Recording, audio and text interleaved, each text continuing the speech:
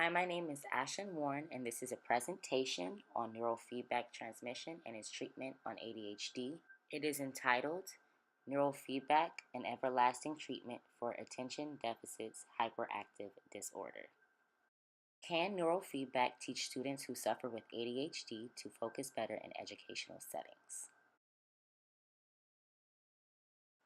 I hypothesized that neurofeedback is a permanent neurological treatment that improves ADHD symptoms in children based on the fundamentals of neuroplasticity. Improvements can be measured through CPT pre and post testing after participants participate in a consistent 12 sessions and if willing to continue treatment at home or in an educational setting. The correlation, ADHD, and neurofeedback. Attention deficit hyperactive disorder is a neurobiological developmental disability marked by an ongoing pattern of inattention and/or hyperactive impulsivity that interferes with functioning or development. Neurofeedback is a form of biofeedback designed to monitor, quantify, and train the brain waves in order to help individuals increase their own ability to regulate brain functioning. The approach uses stabilized EEG to measure and record the brain's electrical activity. With this information, experts craft a positive electrical wave regimen to address any brain areas that may be experiencing dysregulation. The symptoms that neurofeedback is measuring as a treatment for ADHD is impulsivity, hyperactivity, and an inattention. Impulsivity is the actions that occur in the moment without first thinking about them and that may have high potential for harm or desire for immediate reward or inability to delay gratification, causing someone to be socially intrusive and excessively interrupt others or make important decisions without considering the long-term consequences.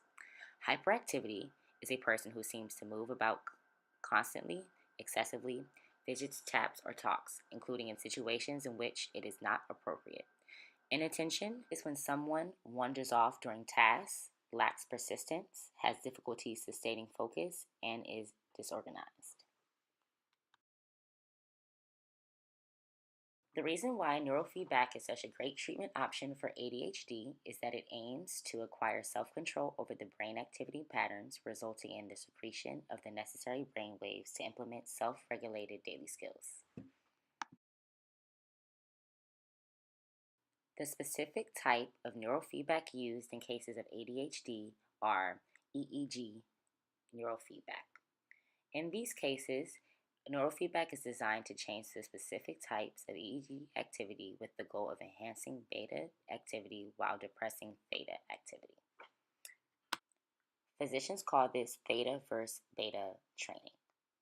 A little background on theta versus beta waves is that theta waves are associated with hyperactivity while beta waves are associated with concentration. Neuroplasticity is the foundation in which neurofeedback is built on. Although medications are effective in short-term symptom reduction, neurofeedback is a permanent neurological treatment that improves ADHD symptoms in children based on the neuroplasticity is the process of long-term remodeling of the neurosynaptic organization with the aim of optimizing the functioning of neural networks during physiological learning.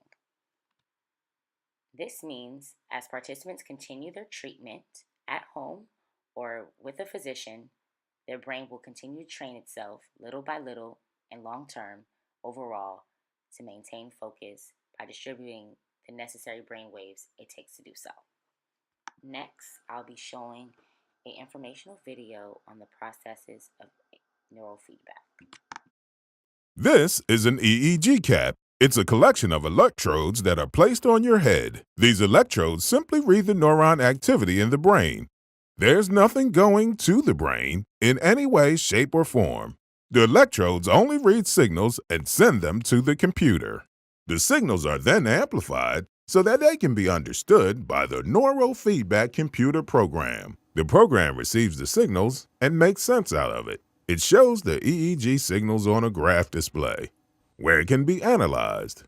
It translates the EEG signals into good feedback or bad feedback, which is then shown on a computer screen for the person to see. Most neurofeedback simply reads the signal on the scalp. Neuropotential advanced neurofeedback also reads inside the brain and can target specific problem areas. As it sees all the activity in the brain, and the brain tries hundreds of times per second to improve and correct itself. The program reads this activity in real time and gives positive feedback through vision and hearing. When the brain tries to correct problem areas, it gets points. And with practice, it gets better and better until it has improved and corrected the specific problem areas. The brain also learns to maintain that positive improvement. When you are tense, agitated, or distracted, you get feedback that is, well, not very good.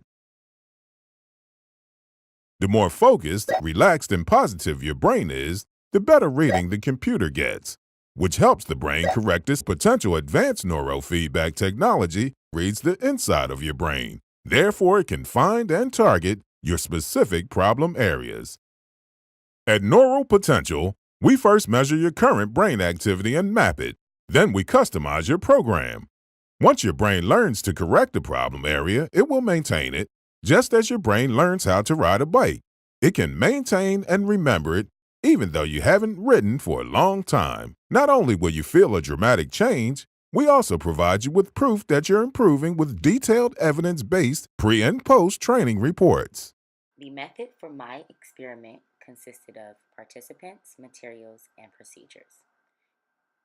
So for the participants, 20 children between the ages of 8 and 14, 12 males and 8 females who fit the criteria according to the Diagnostic Statistical Manual of Mental Disorders, criteria number 14 for ADHD, will be chosen to participate in an approved program which use your neurofeedback services to evaluate their ADHD tendencies and create an individualized treatment plan for each child. My materials consisted of 12 brain paint sessions of neurofeedback therapy that was administered over a month's time span. Participants were asked to refrain from any other further treatment for their diagnosis. Along with the 12 neurofeedback sessions, 2 facilitated clinical interviews with child using the KSADS-PL to observe the primary symptoms of ADHD. As another measurement for accurate data, 2 coroners' continuous performance tasks were taken as pre and post tests. The procedure. First, participants must have been eligible and verified based on the criteria 14 of the DSM-IVTR. Then, parents and children were required to sign a consent form contract informing them of the purpose, responsibilities, and protocol of this study. Next, a trained psychologist will facilitate a clinical interview and screening test with child using the KSADL as a pre and post test to identify the presence of ADHD symptoms.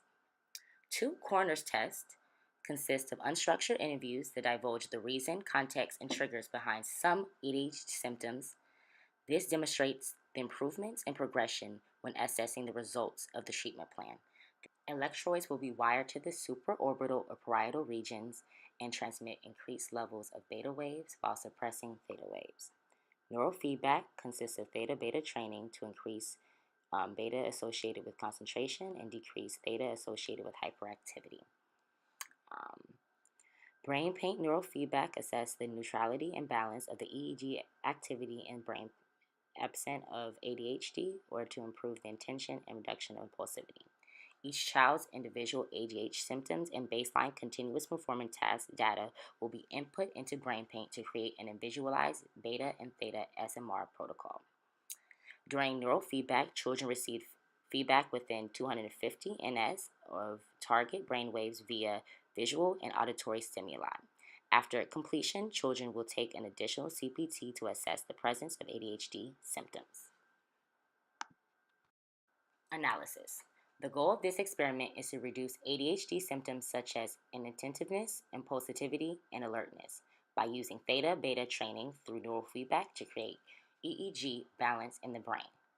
ultimately remodeling neurosynaptic organization of the brain with an aim of optimizing the functioning of neural networks during educational settings.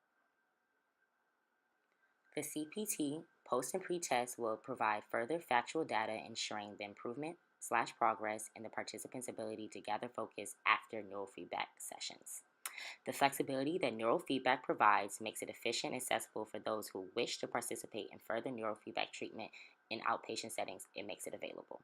Since physicians have not accurately identified the true cause of ADHD, the accuracy and few limitations should be considered when interpreting the findings of conducted studies. Many neurofeedback studies provide evidence that children with ADHD learn to decrease the theta beta index over the sessions in linear fashion, concordant with the training goals. As you can see, neurofeedback is a new innovative treatment option for ADHD, and it can help children train their brains effectively instead of suppressing their symptoms with medication.